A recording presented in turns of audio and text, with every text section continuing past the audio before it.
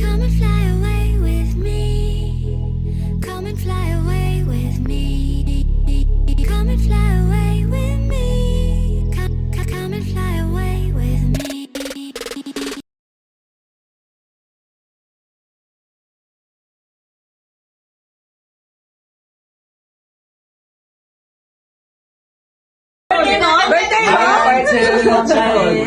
Happy birthday to you. Happy birthday to you. Happy birthday, happy birthday, happy birthday to you. Happy birthday, Ma'am Carol! Happy birthday!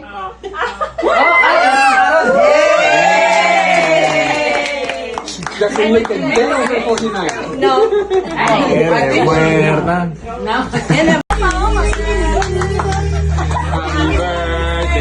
to you. Happy birthday. Ako na lang magbasa nung ano, congratulations on being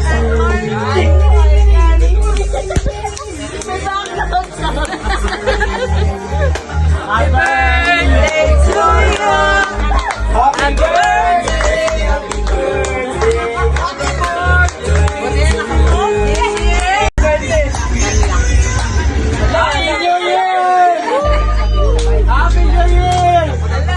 Happy Happy birthday.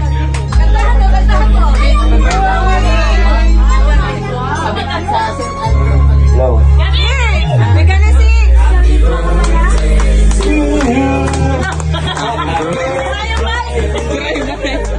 Happy birthday. Happy birthday to you.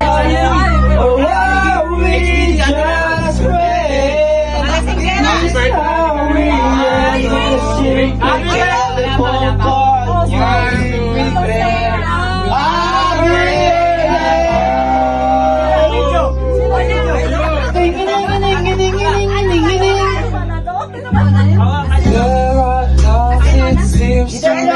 just sharing you memories. So show it, and then just touch you.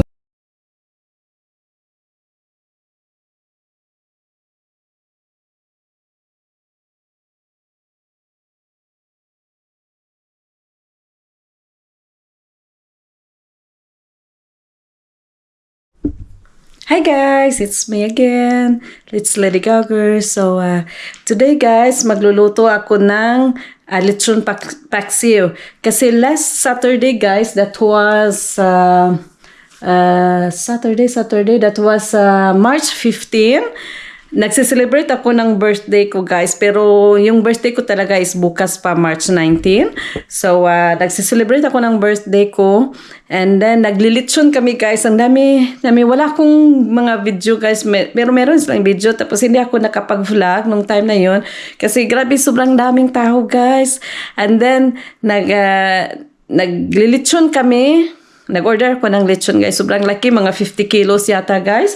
Tapos hindi na, ang daming sobra guys. So kinakat namin nagbigay ako sa mga friends ko. Tsaka yung iba pinifreeze ko guys, kasi pwede ko naman siya lutuin the summertime or the next time na may salo-saro kami. Tapos yung meron akong isang bag na malaki guys, andun sa freezer namin sa baba. Tapos meron din ako dito na nilabas ko kasi lulutuin ko. Malaki siya guys. Tingnan mo yan malaki yan. Yan. Ito yung nasa puwet ng baboy yata. Mga parang 1/8 ng baboy guys. Pero malaki siya guys. Sobrang bigat So, nilabas ko kasi frozen siya. Nilabas ko kasi lulutuin ko mamaya ng paksiw. Lechon paksiw. Sana guys, okay siya kasi after nung treatment ko guys, nawala yung panlasa ko. So, isa din daw yun sa anong tawag diyan? Isa daw yun sa side effect. Pero sabi naman doon na hindi temporary lang daw, pero minsan daw yung iba daw is lifetime. Pero minsan kasi ako guys, may panlasa ako sa, hindi pareho. Minsan may panlasa ako sa sweet, minsan din may panlasa ako sa alat. Tapos on my birthday, hindi ko malasahan yung mga sweets guys, yung mga dessert, hindi ko siya malasahan. Pero yung mga pagkain, nalasahan ko siya. So, this morning, yesterday, mas okay naman ako yesterday. Nalasahan ko yesterday, pero hindi ako kumain ng sweets kasi may test ako kaninang umaga guys. May blood test ako. So, hindi ako kumain ng sweets kahapon. And then, today, yung coffee ko, nilagyan ko siya ng kunting sweet. So, nalasahan ko yung coffee. Nalasahan ko yung breakfast ko. So, itatry ko ngayon if may panlasa ako. I think I have. Sana guys. So, ito yung lulutuin ko mamaya guys. So, hintayin ko lang na ma-fully toast siya. At saka lulutuin ko, pero mga half lang siguro guys kasi sobrang dami. Tapos ito yung ang dami guys, so yung mga balon na huhulog na dyan, hindi ko pa siya kinuha kasi bukas pa yung birthday ko, pero wala na kaming celebration guys. Andyan no, yun talaga yung ano ko guys, Hello Kitty. Tapos alam mo kung ilang taon na ako guys, yan na ako guys, 50 years old na. Kala nyo bata pa ko. No, 50 years old na ako guys. At saka yung happy birthday niya guys, Hello Kitty. Yun kasi sabi ko kay Habi na pag mag 50 years old ako, dapat Hello Kitty yung ano namin. Tapos yung cake ko guys, Hello Kitty din. Ipakita ko sa inyo yung picture. Wala kasi akong video guys. Pero may mga clips akong ilalagay kasi yung mga kaibigan ko nag-video. Tsaka ito, isa yun sa gift ko guys. And then, meron na akong dalawang ganyan, pero iba yung design. Pero may gift na naman ako na ganon. Ito din. Ito din, tapos may ibang gift pa ako guys. Tapos, yung gift na ni Javi sa akin guys is this one. This one. Tapos, pwede namin, kahapon ko pa niya binili ito. Tapos, pwede lagyan ng picture naming dalawa. At saka dito sa likod is yung initial namin guys. Hindi ko alam kung makikita nyo guys. Yung initial. May initial kami, RC. And then, yan guys. So mamaya guys, ipapakita ko sa inyo. Sobrang messy yung kitchen namin guys ha. Bakasyon ko ngayon guys. So, bakasyon ako ng 1 week. So, yan ang atupagin ko mamaya. Lulutuin ko yan pag nagtutuo na siya. Hindi pa siya nagtutuo. Grabe, sobrang ano pa. So, mag-video ako mamaya guys ha. I'm back guys. So, parang okay na yata itong ano ko guys. Yung, yan. Yung lechon ko. Parang na-toad na siya guys. So, ikakat ko na lang pero hindi ko siya lutuin lahat guys. Ikakat ko lang siya tapos ilagay ko siya dito at mag-start na akong magluto guys. So cut tayo muna guys ha. For now, I will be nag-wash na ako ng hands guys. Don't worry. So ito yung mga anong tawag dyan? Panit. Yung balat niya guys, balat pala. Yung Tagalog. So, we'll cut this.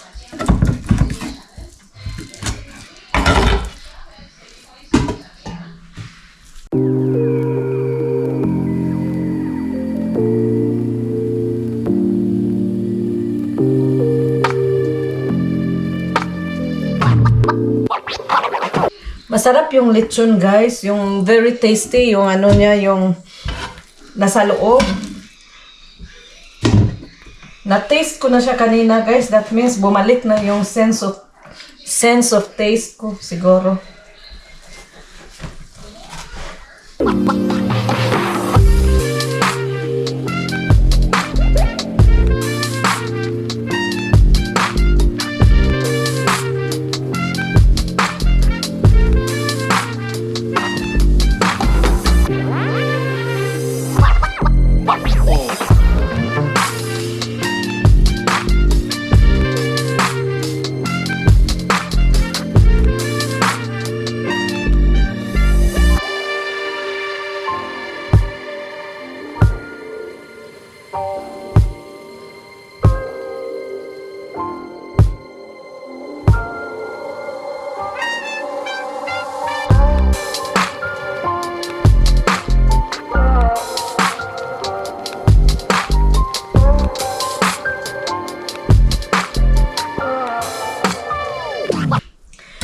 So guys, babalikan ko na lang kayo guys ha, kasi parang matagal-tagal pa ito. Balikan ko kayo mamaya guys.